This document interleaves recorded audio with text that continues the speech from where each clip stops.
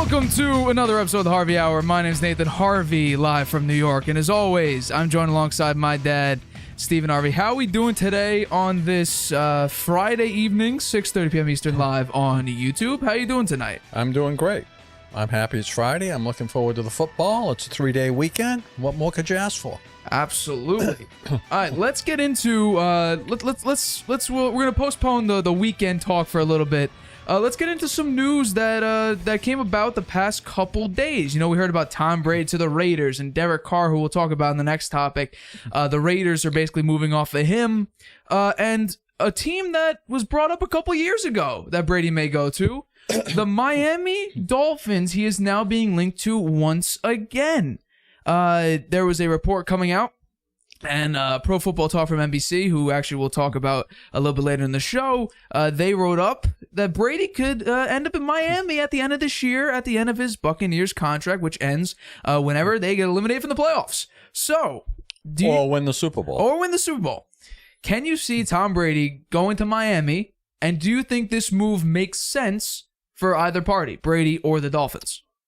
It's possible because I believe his kids live in Florida, right? So he claims he's, quote, a family man, even though he just got divorced. I'm sure he wants to be near his kids, so that's probably a possibility that he might wind up in Miami. Do you think it's likely?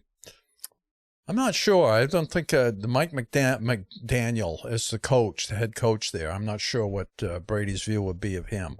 Right. He's got kind of started off like great, and then he fell all apart here. We'll see how he does in the playoffs. That may have a bearing on Brady. I'm sure we'll be watching that closely to see, how they do in the playoffs.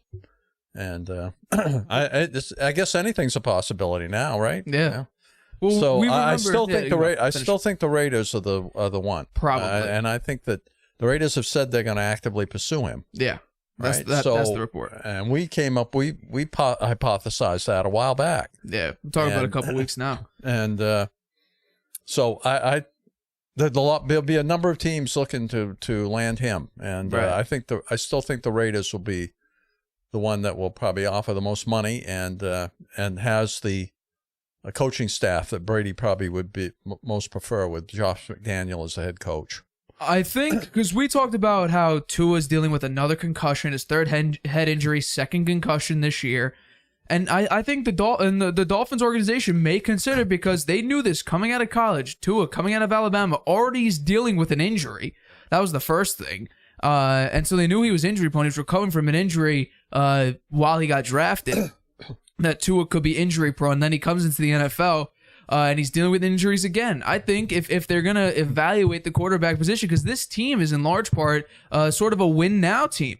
This team is not set to rebuild or to grow. This team is a win. No, they traded for Tyreek Hill. They traded for Tyreek Hill. They drafted Jalen Waddle. They traded Jeff Wilson. So they have a lot of pieces that they need. Their defense is something, that they need to work on that a little bit. Well, they can do that in the draft. Maybe. But if you're looking for a team to win now, you might be looking at a situation where you're trying to find the quarterback that'll play the most games. Right now, the Dolphins are going to a playoff. They snuck it back into the playoffs, and now they have to start Skylar Thompson as their quarterback up against the Buffalo Bills. Skylar Thompson will be the starter. Teddy Bridgewater can't go. Huh? He can't go. Wow. That means that Skylar Thompson will be starting a playoff game. Then it will be hard to evaluate Mike McDaniel against the Bills with that guy as his starting quarterback. Mike McDaniel situationally leaves something to be desired, but scheming-wise, look at how Tua looked the first half of the season. He looked great.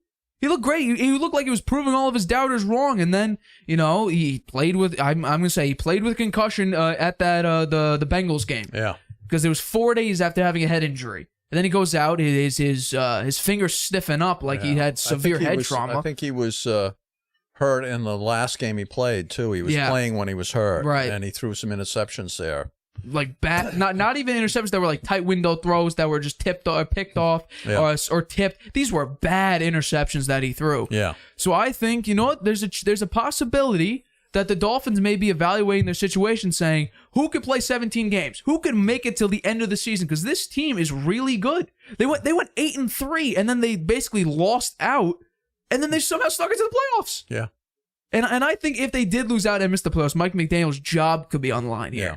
And we already saw Stephen Ross try to tamper with Brady and Sean Payton anyway. Going into the 2020 season, he invited Brady and Sean Payton and basically trying to get them as a package deal. There's another reason Brady might want to go to Miami. What's that? Compete against Belichick twice a year. I'm sure that was interesting, and that's probably why he decided to go in 2020. Literally do a screw you. I'm leaving your division. I'm leaving the team, going straight back into the division and playing you twice to prove you wrong. That's essentially what the plan was. And then he went over to Tampa Bay, who at the time Chris Godwin was rated the #1 receiver in the league. And then he comes out, wins the Super Bowl in his first year.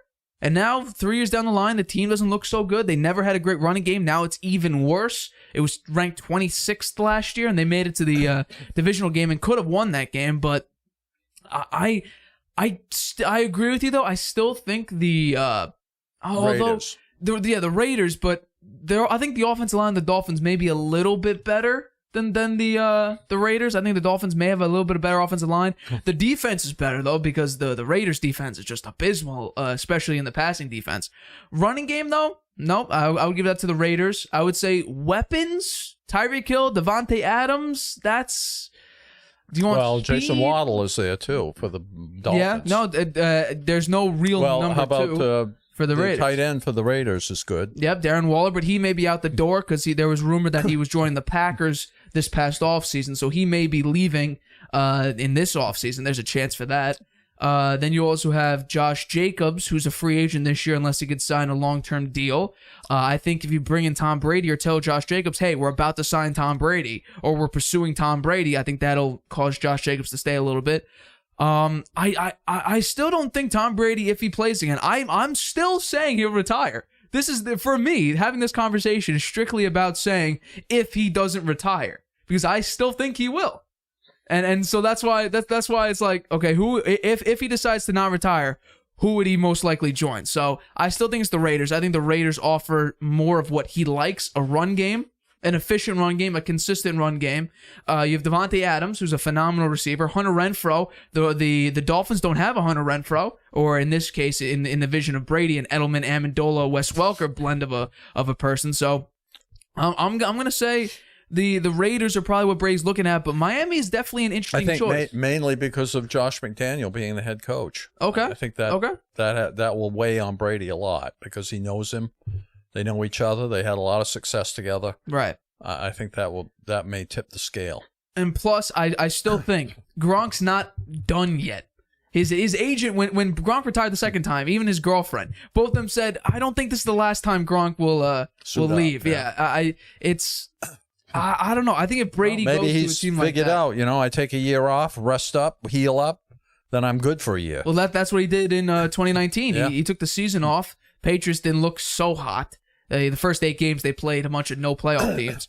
And then, you know what? You rest, you come back 2020, help Brady score, 2 touchdowns in the Super Bowl against the Chiefs? You come out the next year. I mean, Gronk had, I think I saw it's like 13 touchdowns in 2 years, which for Gronk, coming back, taking off a season, and the way you looked in 2018, where you were mainly used as another lineman, a blocker, you come out, score 13 touchdowns, put up, I think he had well over 1,000 yards. Yeah. Like that's impressive. He can still play. He definitely still can play. That's why I think it was a little bit of a shock that Gronk wasn't there this year, and the effect that Gronk had. We see it. The red zone percentage is nowhere near where it was last year. Yeah. Because Gronk was that. He's big. He's what, 6? I want to say 6'6", 240. I mean, when he reaches up in the air at 6'6", he's up there pretty high. Yeah. So I wouldn't be that surprised, honestly. The first surprise would be Brady staying. For me, that would be the biggest surprise there. And then it would be, okay, what team will he go to? And then we look into it because when Brady was first coming out, when he left the Patriots, people were like, oh, Chargers are going to be in play. The Colts were going to be in play because Josh McDaniels was rumored to go to the Colts. I think that's why the Colts were even considered. But then it turns out Tampa was in the mix, and then Tampa? What? Some people were still thinking that he would still be on the Patriots, which that was weird for me. Him returning, I didn't think so. But Tom Brady to Miami, it's definitely going to be interesting. I sort of agree with this report. don't count them out yet because I think it'll be interesting how the Dolphins play the Tua injury situation, whether or not they would stick with Tua and say, oh, if he's out, 4 games at the end of the year, let's just hope we can win, 9 out of the first, however many. So, I think that's definitely interesting. But let's move on to our next topic. We talked about the Raiders. Let's talk about Derek Carr. Because Derek Carr posted on his Instagram essentially what Jimmy G did a while back, this past offseason. He posted a goodbye to Raider Nation on his Instagram saying that, Raider Nation, it breaks my heart I didn't get an opportunity to say goodbye in person. We've certainly been on a roller coaster in our 9 years together. From the bottom of my heart, I'm so grateful and appreciative of the years of support you gave to my family and me. He goes on to say, it's especially hard to say goodbye because I can honestly say that I gave you everything I had every single day in a season and in the off season. It certainly wasn't perfect, but I hope that I was able to leave you with more than a few great memories as Raider fans. And he continues thanking the city of Oakland for accepting them, and thanking the city of Las Vegas for bringing them in. So the question is, there's a lot of teams that are already odds favorites to take over Derek Carr as their starting quarterback. But the first one, the Colts, who are the first names to be brought out as the most favorite team to take Derek Carr, they've already said, there's a report coming out saying they're not even going to, inquire about Derek Carr. So going to next season, Derek Carr had a very bad season this year. Not a great season, not a great look. Where do you think Derek Carr will end up heading into next year? That's a tough question. Maybe Tampa. There's definitely a chance. Maybe the Saints. Those are 2 good options. But then you have to get off the quarterbacks you have then. Maybe the Falcons. I don't know about that. Falcons are going to draft one, I think. Yeah. Maybe the Dolphins. There's definitely that. But if I were to ask you, who do you think Derek Carr, what team do you think Derek Carr fits in perfectly? One team. Who would you get? Who would you say and why?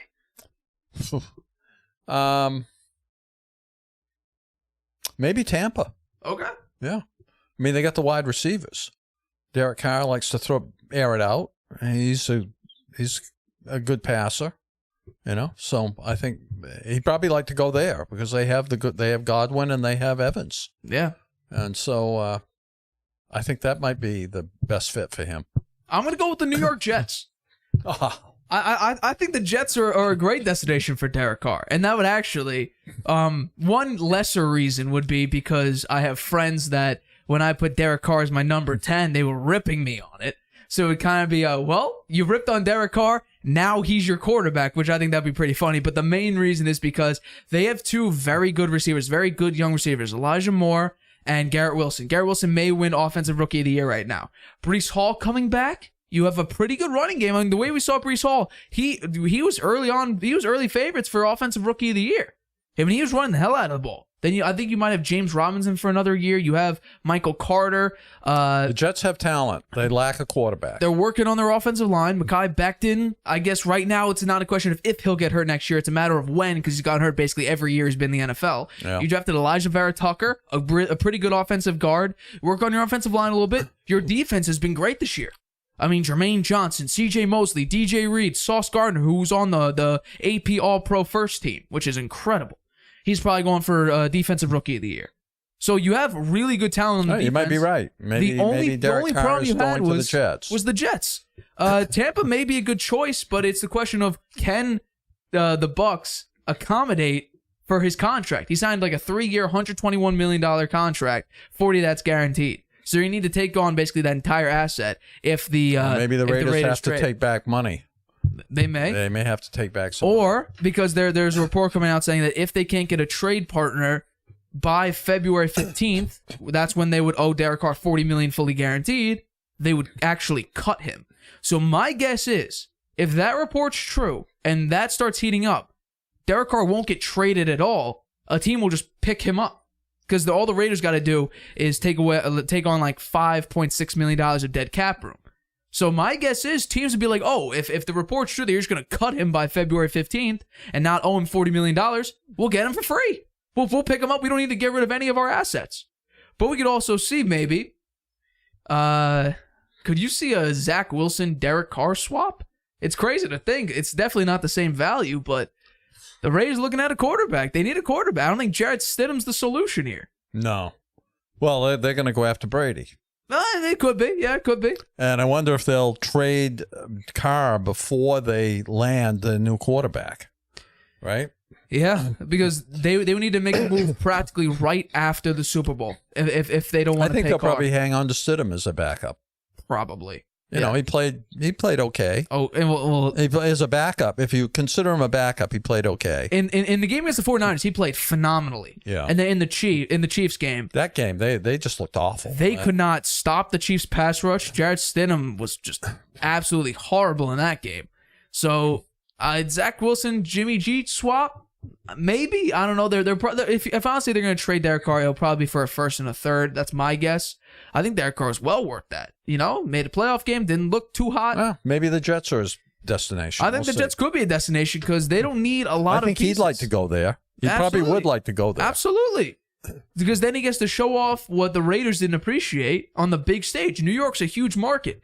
What do you think about the sports writers in New York? What they think about having Derek Carr as the Jets quarterback? Would they accept that or would they criticize it? I think it would depend on the first week, honestly, because New York is very quick to write off people. Very, very quick. Yeah. Give it the first week. If Derek Carr looks promising, I mean, think about it. They were comparing Zach Wilson to Steve Young at the physical capability. Yeah, recently. Before the Patriots game, actually. They were comparing, he could run. He's a very mobile quarterback, can throw a great football, very decently accurate with the ball. And then it comes out that Zach Wilson just horribly got benched twice. He was inactive most of the time after he got benched. He wasn't even a backup. I'm sure he's happy the season's over. I would be too. But when I'm taking a look at this team, Derek Carr may fit in. And I mean, they probably don't need another first-round pick if you get Carr, because that first-round pick may be used for a quarterback if a quarterback that fits what they want is available. If they get Derek Carr, throw a first away. Get Derek Carr. I think that'll be a decent trade. Yeah, I wonder if timing is the big thing here. They have to trade Derek Carr before February 15th. Yeah. So it is really about timing. Yeah. So I don't know about that. I mean, the Jets have a decently high draft pick. They can draft a quarterback. It could be, but there's not many good quarterbacks in this draft. Yeah. So the chances of them, I can't. I don't think they will. I think they're going to trade for a quarterback. And probably it will be. Maybe it will be Derek Carr. I mean, you also may have the option of Lamar Jackson for the Jets because he still hasn't gone signed. My guess is he'll be franchise tagged. Maybe Aaron Rodgers. I don't know. I don't think Aaron Rodgers will retire, but that Aaron Rodgers situation is a complete mess. It hurts my brain to think to dissect Aaron Rodgers. Jimmy G. That's also a great option because they don't need a big-time playmaker. Who would you rather have, Derek Carr or Jimmy G on the Jets? I'm going to take Derek Carr over Jimmy G. Really? Why? Yeah. Derek Carr has a bigger arm. I think he takes more shots down the field, but Jimmy G, I think, is more accurate. It's just that Jimmy G is more of a game manager, which Jimmy G is more of a winner. He is, but that is in large part due to the talent around him, but well, the talent around him will be good. It will be good. That's why I think Jimmy G may not be a bad option. I just think Derek Carr would push the ball down the field a little bit more than Jimmy G. But the Jets just need someone to distribute it to their playmakers. They don't need their quarterback to be the playmaker because they have it all around them. Breece Hall, James Robinson, who I don't think will be a bad back for them. Garrett Wilson. You have Keelan Cole. You have Elijah Moore. They have Conklin as their tight end. You got C.J. Uzomah from the Bills last year. He didn't really play much or do much this year, but he's still on the team. He did well for the Bengals 2 years ago. Or last year, I should say. So I think Derek Carr to the Jets is honestly because the the New England Patriots are plus 1,000 odds to get Derek Carr. Who is? The Patriots. To get Derek Carr? All those teams right there are teams that are some of the best odds favorites to get Derek Carr. Huh. Well, maybe. I don't know. Washington, Washington, maybe. Here's the thing. I said this when we did our QB or they not have to that be a while rookie. ago. The rookie quarterback played well in the last game. Sam Howell, yeah. But, he went out and beat the Cowboys. He was a first-round pick. First-round pick? Yeah. I think because this happened last year, and I said this because I heard a report about it. In our QB or not to be, I said Jimmy G goes to the Commanders, and that trade was literally in place to be made, and then it fell through. So I don't think Derek Carr is a good fit for the Patriots, personally. Really? Why? I don't know. I think he's a good quarterback. I'm not sure he's a great quarterback. I would still put him plus 15. I'll put him well over 15. Right now, I would not put him in the top 10. I would not put him in the top 10. No. Because he's not a top 10 quarterback right now. Heading into the season, I think he was. Is he that much better than Mac Jones? Yeah, he's more mobile than Mac Jones. I think he has a bigger arm than Mac Jones. Yeah. I like Mac Jones. Mac Jones, I mean, hey, I'm over here defending Mac Jones all year. Yeah. So, I mean, yeah. I'm not as big a fan of Mac Jones. Here's the thing. I don't think the Patriots think they need a quarterback right now. I think they are somewhat content with Mac Jones and understand the situation. We're going to get into that. They had that press conference and saying changes are going to be made, right? Yeah, and we're going to talk about that. said Mac Jones is an NFL quarterback. He didn't give him a ringing endorsement that he's our quarterback. You know? Right. Well, how about this? Let's talk about the Patriots right now because it was very interesting. An unpatriot-like move for them to publicly announce the fact that they are trying to extend Gerard Mayo, their linebacker coach, for a long-term deal. And also, the crazy part about this is when you look at the details there, they specifically said they are going to interview people for their offensive coordinator position next week. Well, that's huge because Belichick would not give the title of OC to anybody this year. And I said that's a problem. No one can be accountable if you have no one at the title because you don't know who's calling the plays, who's making the plays, who's responsible for the offense. We just assumed, and the majority of people assumed that it was all Matt Patricia. And I think we have a quote here, actually. Well, I think we have the press release right now. Here's the press release they're talking about. I'll bring it up so I can read it now specifically. It says, this was released yesterday. The New England Patriots and head coach Bill Belichick have begun contract extension discussions with Gerard Mayo that would keep him with the team long term. In addition, the team will be interviewing for offensive coordinator candidates beginning next week. So that's actually huge because the Patriots. So I guess that's the end of Matt Patricia then. Oh, big time. And not only that, actually a couple of days ago, when people were ordering their season tickets, there was a letter written by Robert Kraft that was a very odd message. It goes, unfortunately, our season ended sooner than we hoped yesterday afternoon in Buffalo. While we always want to be playing games with playoff implications in Week 18, our expectation was to perform better throughout the season and to advance to the playoffs. We can assure you that no one in our organization is satisfied with the results from the past season. Then it goes on about how they're going to make critical evaluations of all elements of our football operation as we strive to improve and return to the playoffs next year. That's good. I'm all for all of that. That sounds good to me. It's very strange, though, because these aren't messages the Patriots have been sending because they haven't needed to send these messages. They haven't needed to. Now they feel they do. And you know what? I think it's crazy because not only are they announcing they're looking for an official OC because they didn't have that last year, and Belichick doesn't like the offensive coordinator title. We don't need titles. That's what he said. There's been there was a report coming out. Well, first of all, I want to say, are you surprised that the Patriots would come out with a public statement like this and how it's worded when they haven't really? It's an unpatriot-like thing to do. Are you surprised at all by this? Well, I'd say you answered your own question there. You said they haven't needed to in the past. Right. I think they are very upset that they didn't make the playoffs. And I think that they recognize that they kind of beat themselves in some of these games. Mm-hmm. And I think that's part of the reason for the evaluation. And I think it's a good thing to communicate with the fans and tell them what they're going to do, and they take accountability for not making the playoffs, and that they're going to do everything they can to get back to the playoffs. Right. I think it's good. I'm all for it. Well, the offense, as many people, I guarantee you, many people who watch this offense, it was anemic. No one could get it. It was dry. It was dead. Yeah. Well, they were interviewing for a new offensive coordinator. Yeah, and it's very interesting because there was a report that came out yesterday. Chris Sims of Pro Football Talk, and I believe we have the quote here. Let's bring it up. Here it is. Let's actually do a better screen for it. Here we go. It says, Mac Jones was not happy. He was telling people he wasn't happy. He was calling people about, hey, can you help us with ideas and do stuff like that? From my understanding, Belichick found out all these things. He found out Mac was talking to people and all of this, and there was some back-channel conversations going on behind Belichick's back, and I think that's where it did get personal, and this was the Mac Jones-Bailey Zappi situation where Belichick basically benched Mac Jones longer than he needed to, which was largely surprising. So when it comes to, Mac Jones and this offense, Mac Jones asking, people around the NFL for help, That was, come on. What's he doing that for? the offense. It's undermining his the coaching staff. He's been doing that. I mean, he did it right openly on the field. I think that those guys don't like that, and I don't blame them. The coaching staff. We've talked about this. I think it's wrong for him. He may wind up getting traded. We'll see. They might get rid of him. Thing, right? Here's the thing.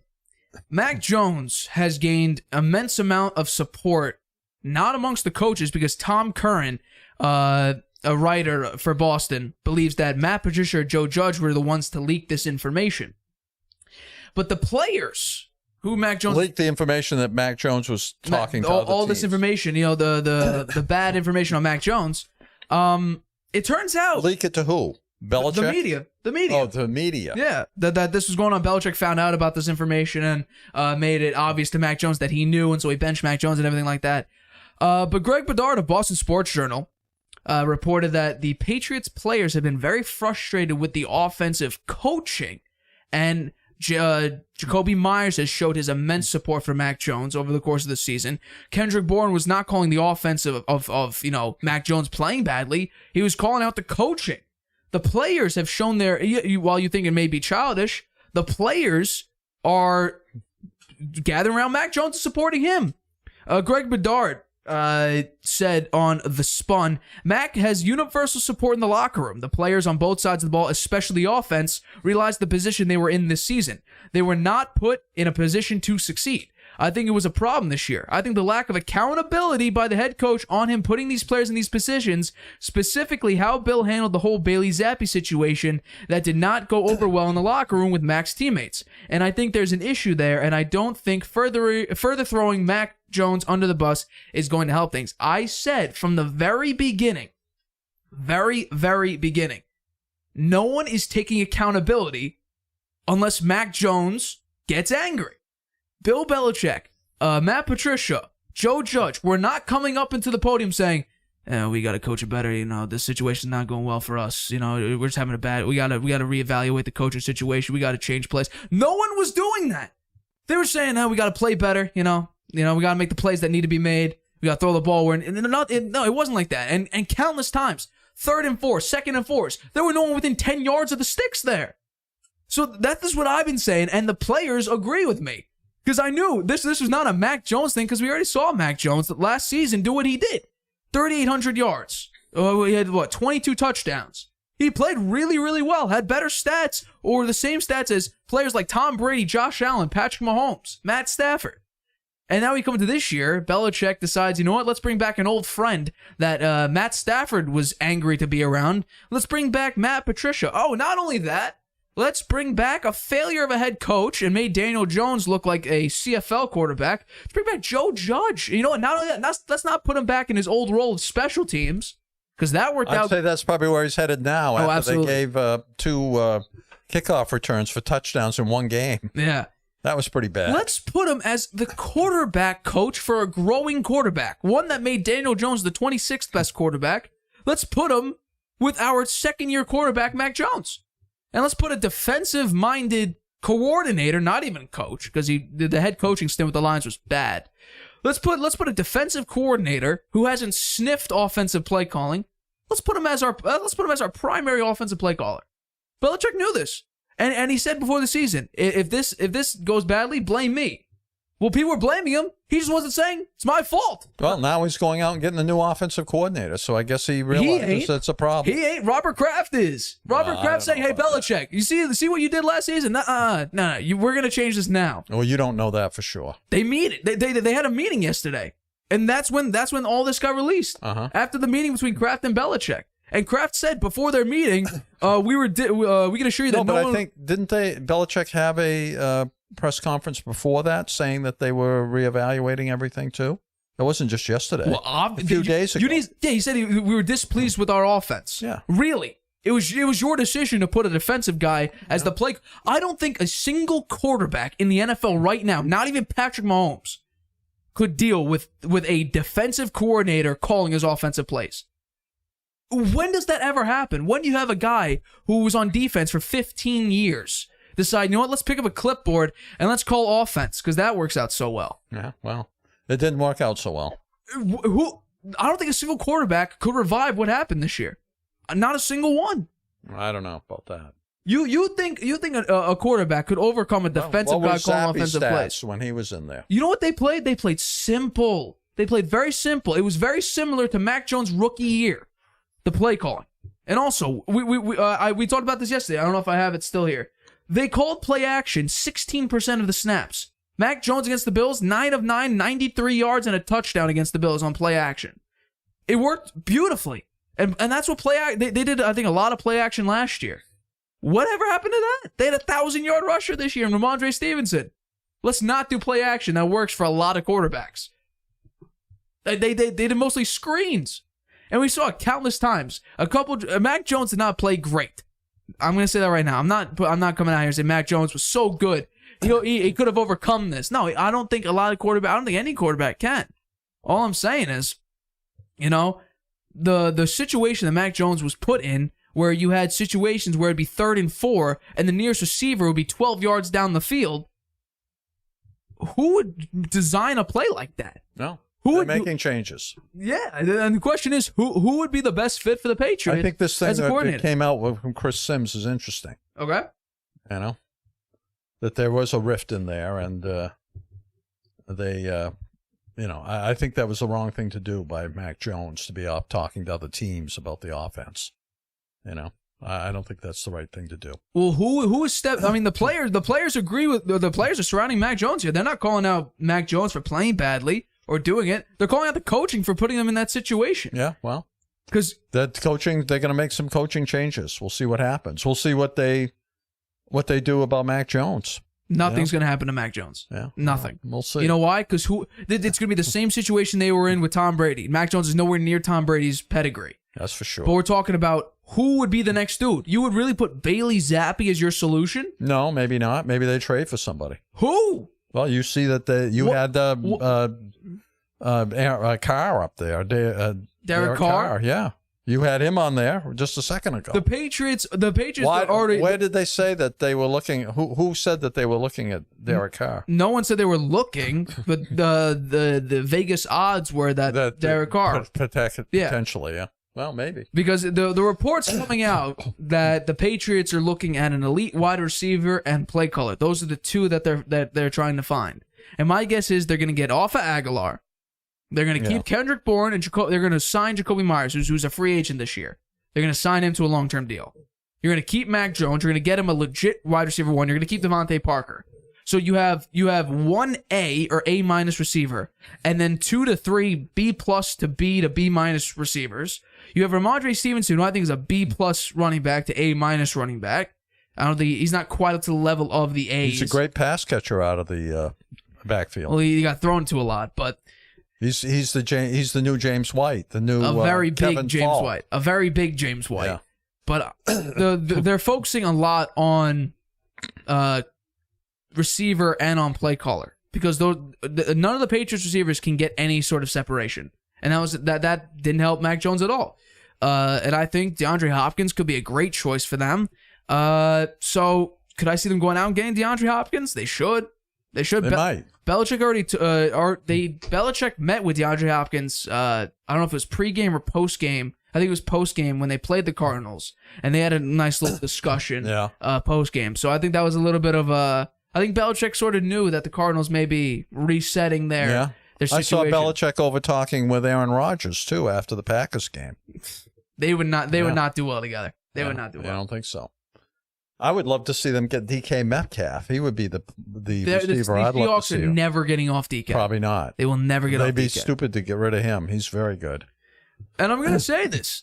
The draft is not their friend on offense. I thought there's a guy on Ohio State is a good receiver. Yeah, Ohio State wide receiver. But my guess, if I would say Get rid of that first. Get DeAndre Hopkins. That's what I would do. Nelson Aguilar, sign him to a 2-year deal, then trade him away, do a sign and trade like they do in the NBA. Sign and trade. I just let him go. I don't think he's very good. They don't get anything in return for that. So you spend a bunch of money. He's a free agent, isn't he? Last year of his deal, yeah. So that's why I sign him to a 2-3-year deal, then trade him. If that's even, I don't know if that's allowed. I don't know who would want him. I think there'll be a few people. I think Cardinals need another receiver. They're going to get rid of DeAndre Hopkins. But I would say... Well, there's a lot of interesting stuff around the Patriots. We'll be watching it closely. Yeah, absolutely. All right, we're going to take a break here, but coming up, we will be making our AFC and NFC picks for Super Wildcard Weekend right after this. Introducing video podcasts on Spotify. Transform your storytelling into a show everyone can watch or listen to. Easily upload your video through Anchor, Spotify's free podcast creation tool. So whether you're showing off a new recipe, interviewing an exclusive guest, or uncovering the next mystery, you can now reach a whole new audience with Spotify. Podcasting just became more than audio. Create with Anchor, watch on Spotify.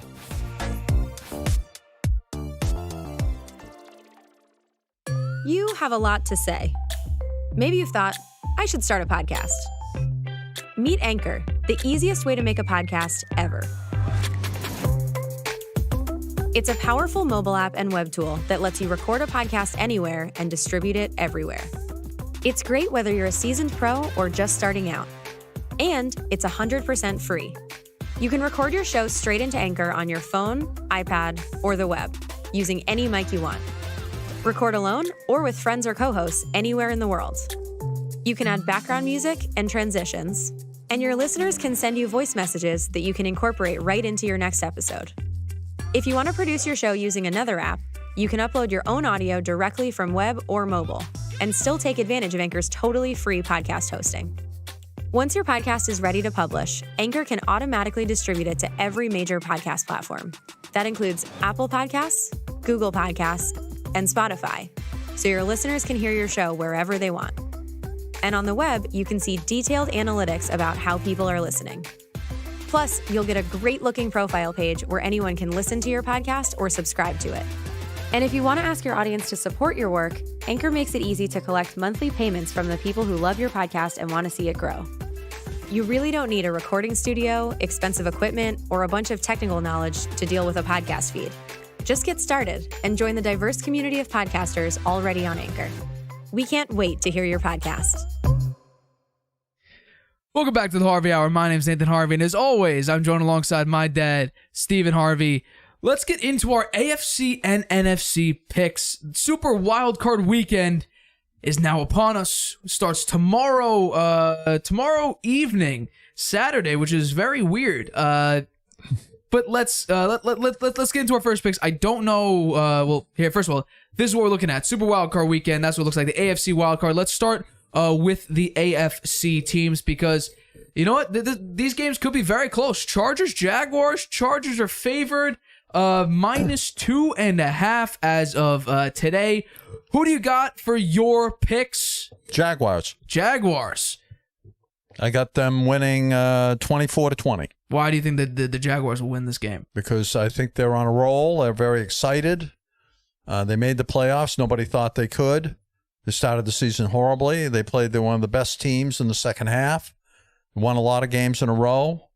Their quarterback, Trevor Lawrence, showed a lot in the second half. Really stepped up. Looks like the real deal. They have a very good coach. Beat Bill Belichick in the Super Bowl with Philadelphia with a backup quarterback. And they're at home. They're playing at home. Okay. I think that's going to get it done for them. I'm going to go with the Los Angeles Chargers. I was going to pick the Jacksonville Jaguars, and then I thought Mike Williams may play, and then today it came out Mike Williams won't play, and I'm a little, because right now the Chargers are 2-4 without Mike Williams. I think Justin Herbert, you know what? I've praised Justin Herbert before the draft. I said the Dolphins should have drafted him. And I'm going to say he now needs to live up to the hype. he has the past 4 seasons, he's been basically the best quarterback in the history of the NFL in his first few years. One of, if not the best quarterback in the first few years. So I'm going to finally say that Justin Herbert gets it done, barely covers the spread. I think the Chargers will get the win here, 27-24. Chargers able to get the win and move on. And Justin Herbert wins his first playoff game. The next game, number 7 seed. Wait. What? I'm done talking about this game. Okay. Jace. So trying to get this done here. I don't think you're giving enough credit to the Jaguars defense. Right? The Jaguars defense was stepped up, man, in the game against the Titans. Okay. And they stopped them. They were the main reason, I think, that the Jaguars made it to the playoffs in that game, winning that game. And I think that they're going to step up and play much better than many people expect against the Chargers. Think about who the Jaguars are playing against the Titans. They were playing Joshua Dobbs, who is not a great quarterback. There's a reason he's a backup. And they almost, the most Derrick of this game, Henry was in there.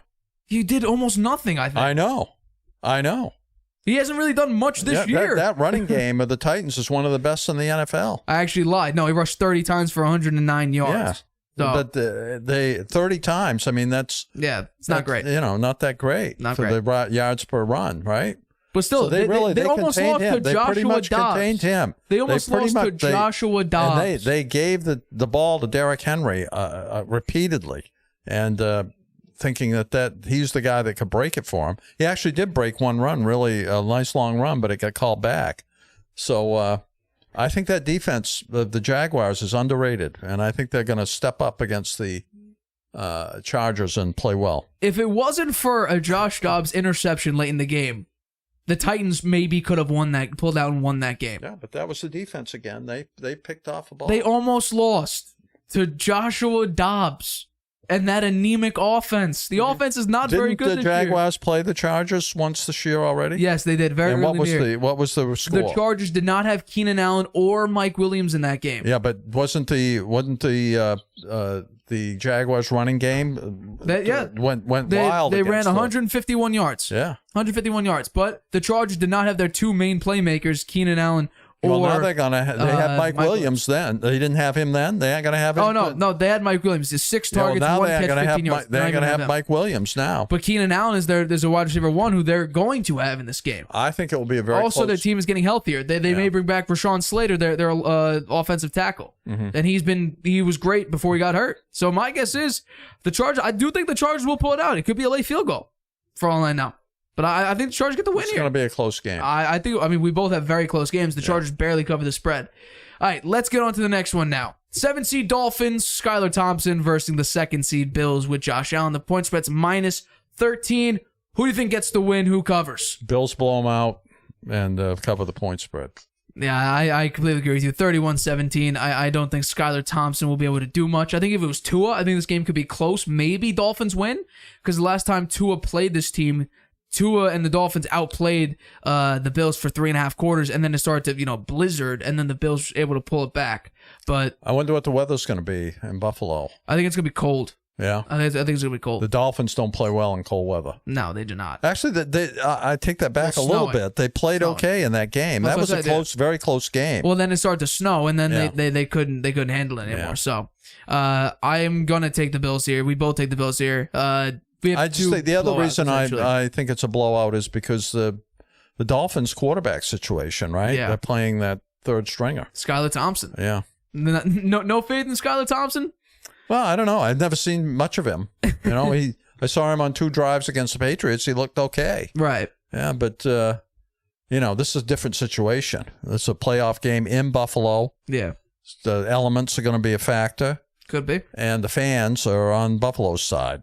Yeah. There won't be many Dolphins fans in the stands there. Well, I think if Tua was playing, you might have a few more Dolphins fans. Maybe. Because right now they're starting the 3rd string quarterback, Skylar Thompson. Yeah. Who I don't think will do much in this game. So I think this is pretty. There were some people who were saying that the Dolphins could cover the 13-point spread. I just don't think. I mean, we saw Skylar Thompson put up 9 points against the Jets. The Jets couldn't score anything. The game was close. So it was ridiculous. That said a lot. Yeah, Skylar Thompson cannot move the ball down the field. We both picked the Bills. I think the Dolphins have a decent defense, but I don't think they'll be able to contain the Bills for 4 quarters. I think there's a lot. They're going to be on the field. I think defense. I think the defense for the Dolphins will be on the field quite a bit of the game. I think the Bills will control the clock there and have time of possession, and the defense will wear out. It could be. Could Dolphins. be. I was going to the last AFC game. Lamar Jackson will be out for this game. Number 6 seed Ravens up against the number 3 seed Bengals at a -8.5 point spread. Lamar Jackson will be out. He says he has a grade 2, basically a grade 3 PCL strain. So it looks like Snoop Huntley, Tyler Huntley will be starting this game, but he's also questionable to play in this game. So we may see Anthony Brown. The defense is picked up for the Ravens. Who do you have winning this game and who covers? I got the Bengals covering and beating them pretty badly there, 28-17. Yeah, I'm going to agree with you on this. I think people are also saying this game could be very close because John Harbaugh is a tremendous road playoff coach. I think he has the best road playoff record in NFL history. The way this offense has been running with Tyler Huntley or even with Anthony Brown, it's looked bad. I mean, think about it. The Anthony Brown just played against these Bengals this past week, which is a little weird to play two of the same games back to back. That would be a little bit weird. But when it comes to the Bengals, I just think they'll be able to do their job, get it done. And they've been a very good team in the second half. Yeah, the Bengals. The worry here is that the Bengals offensive line may be a little bit banged up. So who knows? And the running game has been. Burrow plays well when he gets sacked 7 or 8 times, right? Yeah, he made it to the Super Bowl and almost won the Super Bowl, getting sacked 70 total times in a season. It's ridiculous. And in the playoffs, he gets sacked all the time. He was like, he's getting knocked down all the time. I think it was 19 sacks in the playoffs, I want to say, and I think he's got sacked 4 times in the Super Bowl. So I will also pick the Bengals to win. I think it's a slightly bigger win for the Bengals in my game. I'll have the Bengals winning 30-14. Do cover that 8.5 point spread. All right, let's move on to the NFC. We have a couple weird matchups here. Well, we have one that's the obvious matchup, I think. Although a lot of people are saying this game will be a lot closer than it is. And then 2 games where it could go either way. But let's start with the first game. The number 7 seed Seahawks up against the number 2 seed 49ers. Yeah. Geno Smith, Brock Purdy. The point spread is 49ers -10.5. Who do you have winning and covering in this game? I have the 49ers winning, but Seahawks covering the point spread. Very interesting indeed. Yeah. Explain to me how you have the Seahawks keeping this game close. Yeah. Well, it may not happen, but I do think that the Seahawks, it's been a while since they got in the playoffs. Geno Smith had a good year. They toughed it out against the Rams there. It looked like they were going to lose that game. They came back, tied it, and then won it in overtime. They're resilient. And they have Pete Carroll, who's, he's a long-term coach. He's been around a long time. And I think that they're going to keep this game competitive. I think it's going to be closer than people think. But I do think that the 49ers win it. I think you're crazy for that. I just think the way the defense for the 49ers recently has slipped up a little bit, but Christian McCaffrey has come into form with this 49ers offense. It's been very impressive seeing Christian McCaffrey and Brock Purdy work. Deebo Samuel is healthy again. You have George Kittle there. You have Brandon Ayuk. You have CMC. Elijah Mitchell's coming back. The 49ers getting healthy. Trent Williams will be back for this game. There's a lot of players who are hurt that are coming back from injury. I think the 49ers will win this game by 11, basically barely covering them. I had them barely covering the point spread, but still covering it. Yeah. I have the 49ers winning 31-20. Yeah. I think that game will be very interesting to see how that game functions. But what's the order of the games? Who's playing tomorrow? And tomorrow we have 2 games: the Seahawks, 49ers, and Chargers and Jaguars. Those 2 Seahawks, 49ers is the first game tomorrow. I think they play at the same time, if I'm not mistaken, because the Chargers play tomorrow at 8:15. Let's see. I think I got the times right here. Sorry, tomorrow at 4:30. Sorry, so the 49ers play first. That's my 49ers fault. at 4:30, and 49ers then at 4:30, and then Chargers, Jaguars 8:15 in the evening, and then tomorrow. Sunday. Sunday, it's Dolphins first, then Giants. Dolphins, Bills, 1 p.m. On CBS, and then Giants, Vikings, Sunday, 4:30 on Fox. And then the other. And then 2. Ravens is Sunday night at 8:15 on NBC. So there's and then 3 games on Sunday. And then Monday, Cowboys, Bucks, 8:15 on ESPN. Wow. So it's Super Wildcard weekend. I think that's a little, have they done Monday night playoff games before?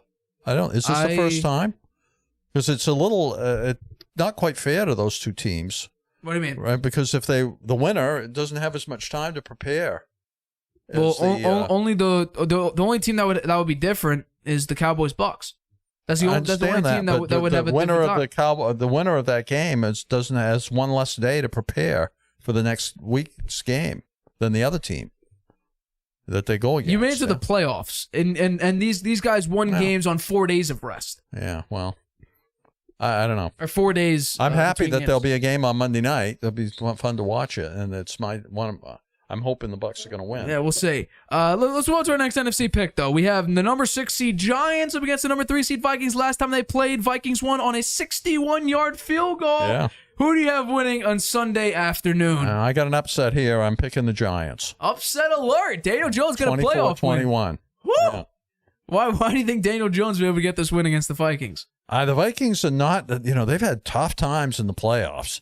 Bad things happen to them in the playoffs. Yeah. I mean, some of those are quite a long time ago, and none of the players are the same, but I don't know. And Kirk Cousins, he's not such a great playoff quarterback. So I think that it's going to be very close. Could go either way, but I'm picking the Giants to pull it out. All right, I'm going to go with the Vikings here. I'm very nervous because it's not a 1 p.m. game. Kirk Cousins does not play well outside of 1 p.m. I will take the Vikings to win and to cover barely covering the point spread. I have the Vikings. I just think, I don't know what it is. I think the Vikings may be able to slow down Saquon Barkley and Daniel Jones' run attack. I hope they can. I don't love this pick for me. I will take the Vikings to win and cover. Vikings win 28-24. The Vikings have weapons. They do. But when they lose, man, they lose big. Oh, it's weird. It's like they're horrible. I never seen anything like it. They had the game, they got so far behind against the Colts, and then they came back and won it. The biggest comeback in NFL history. Yeah. So they're volatile. They're a volatile team. They're like a sine wave. But then you have games like the Cowboys that got blown out. The Packers the second time they got blown out. So this team, they have the most one-score victories in a season in NFL history.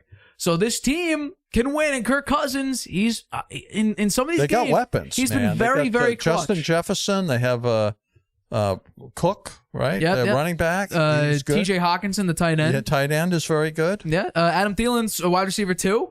Yeah. He's a good wide receiver. Yeah, he's a good wide receiver. The defense, I have some problems with. A little shaky. Rushing defense, that's their main problem. Their defense has not been very good, but I do think I don't know. I feel like the Vikings will be able to get this win. Maybe they'll have a late defensive stop. Giants score a late game touchdown. Vikings, 3 and out maybe. Giants try to score. Maybe Patrick Peterson gets a late game pick. I don't know here, but I will take the Vikings to win 28-24, and they move on. Kirk Cousins gets a playoff win. All right, let's do the final playoff game for Wildcard Weekend. 8:15 on ESPN Monday night. Number 5 seed Cowboys. Favorites on the road, -2.5 point favorites on the road at Buccaneers. Tom Brady and the Buccaneers. Who gets this win? Who covers the spread? I'm picking the Bucs to upset the Cowboys at the Cowboys. And Tom Brady to have a great game, and a lot of long throws to Mike Evans, a few to Godwin, and the defense picking off Dak Prescott, as many defenses have recently. He's got tons of turnovers this year, and you can't turn the ball over much when you're in the playoff game. The mistakes beat you. So I like the Bucs to pull this one out, 21-17. I'm fully going to give credit to what I'm going to say next to Kevin Wildes. One team's scoring, the other one is boring. I'm going to give you that shout out. First things first, Kevin Wildes. The Cowboys are 4th in points scored right now. The Buccaneers are, can you take a wild guess? 25th. 25th, huh? They average about 18 points a game. That's horrible. Absolutely horrible. The Buccaneers just can't score nothing. Their red zone percentage right now is 22nd in the league. They don't get teams to punt. They're 21st on third down. A few years ago, the past couple of years, when you get into the red zone against the Bucs, you would kick more field goals generally than you would score touchdowns. This season, you're 26th in red zone percentage on defense. So this team is giving up touchdowns and not scoring touchdowns. I just think Dak Prescott and the Cowboys, they score a lot of points, and I don't think not even 2 interceptions will be able to help the Buccaneers enough to get them past a ferocious, absolutely dominant Cowboys defense. Micah Parsons, DeMarcus Lawrence. I still think Trayvon Diggs is not a horrible cornerback. He's doing slightly better than he did last year. I just think Cowboys able to get this win and send Brady home. Oh, you might be right. We'll see. Brady's 7-0 against the Cowboys in his career. 7-0. 7-0.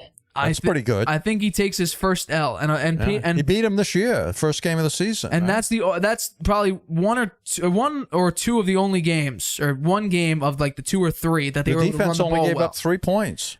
Dak Prescott got hurt in that game. He didn't play very well in that game. The defense was able to get a pass rush. They have Shaq Barrett. Shaq Barrett got hurt. I believe he tore his Achilles earlier this year. They are ranked dead last in pass rush win rate. They do not get to the quarterback. They do not pressure the quarterback. And I think that could be in large part due to the old veterans, Ndamukong Suh being gone, JPP being gone, Shaq Barrett being hurt.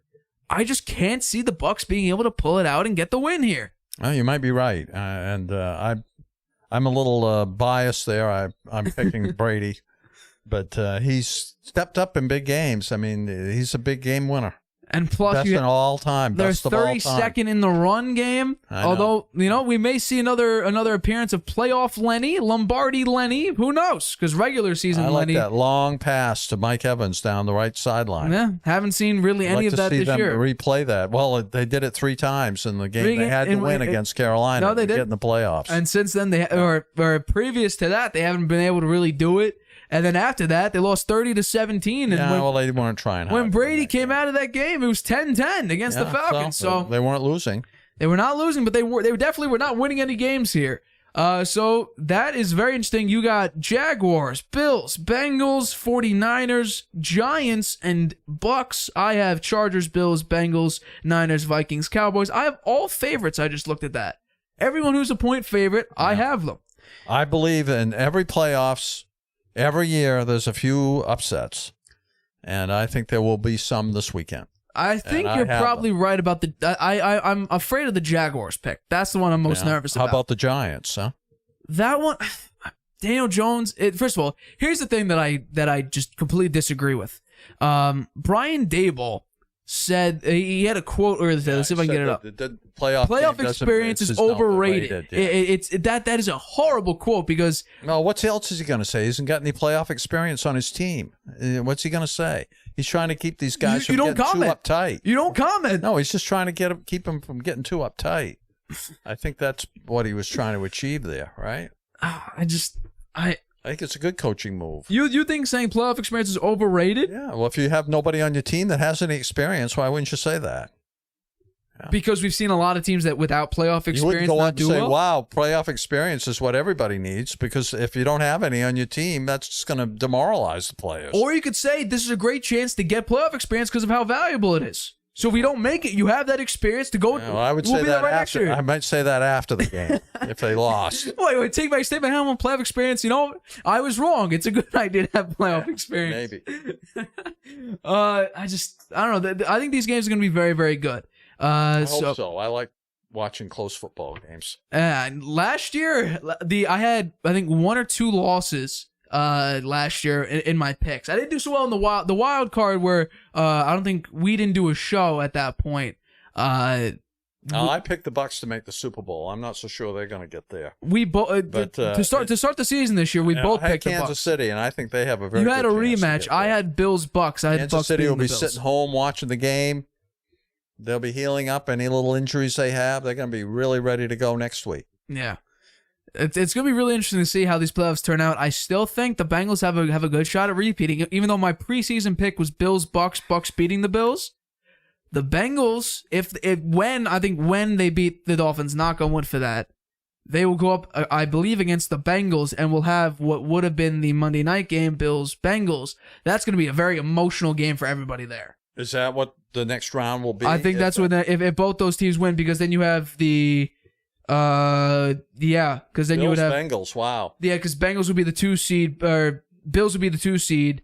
Bengals are the 3 seed. Then you have the Chiefs playing Jaguars or Chargers. Have DeMar sitting in the stands. You probably have another thing the Bills have going for them, right? Is DeMar.